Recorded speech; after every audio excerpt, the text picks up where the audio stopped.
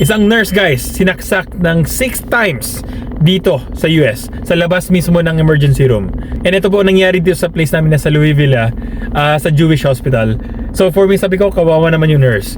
Tapos hindi ko alam na, ano pala guys, Pilipina pala yung nasaksak ng ang taong na to. So nakakawa naman si ate. Kahit anong lahi guys, nakakawa. Pero hindi ko ma-imagine na yung sinaksak niya, babae, I think nasa 50s daw pagkaintindi ko eh. So alam mo yun, parang for what reason? Alam niyo kung bakit? Ha? Wala lang. Adik lang si ate.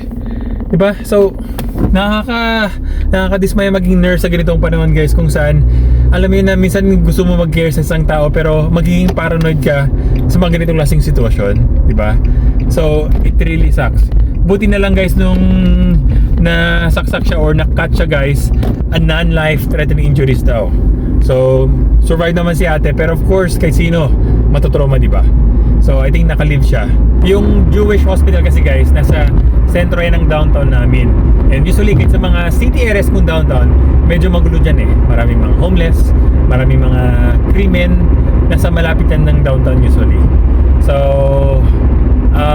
FYI lang sa mga papunta dito pumipili ng hospital. Generally okay naman guys, nakakalakad naman ako dyan sa area na yan na walang problema. Pero malas-malas lang kung natsyempuan ka ng mga ganitong klaseng scenario, yung ganitong klaseng tao. Okay? So, ingat pa rin guys. So, buti lang guys, after naman nasaksak dito, nahuli naman yung babae. I think a few blocks away nahuli siya. Tapos kinulong siya and for arraignment siya or baka na-arraign na nga eh. So, hopefully makulong ng habang buhay yun. Kasi hindi deserve ng mga taong ganun eh. Wala man lang rason kung bakit mo saksak yung tao eh. Alam mo yun? So, kay ate na nasaksak, hopefully fully recover kayo physically and mentally and maging okay kayo. Okay? So I wish you luck for everything that you're going through right now. And sa ibang mga nurses dyan, please ingat lang tayo guys. Okay? So be safe. Yun lang.